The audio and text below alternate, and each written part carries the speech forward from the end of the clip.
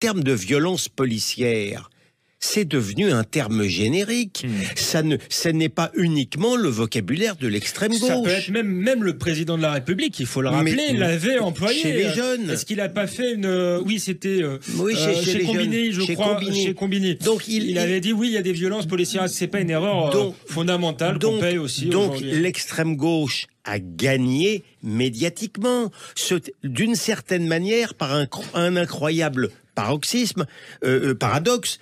Le terme violence policière, alors que ce devrait être un oxymore, puisque, encore une fois, la police a le monopole de la violence légitime, c'est devenu, au contraire, ce serait la violence policière qui, elle, justement, serait la moins légitime, même si elle restait légale. C'est là où on voit comment la force de persuasion et la puissance de l'extrême gauche dans les médias a, d'une certaine manière, regardé comment, lors de l'affaire Lola, le simple fait de s'émouvoir, et non seulement de s'émouvoir, mais de constater qu'une petite fille avait été tuée par une OQTF qui n'aurait pas dû être sur le territoire national, eh bien avait été considérée comme une instrumentalisation, alors que là, le fait de s'apitoyer devant des gens qui, après tout, c'est le risque du métier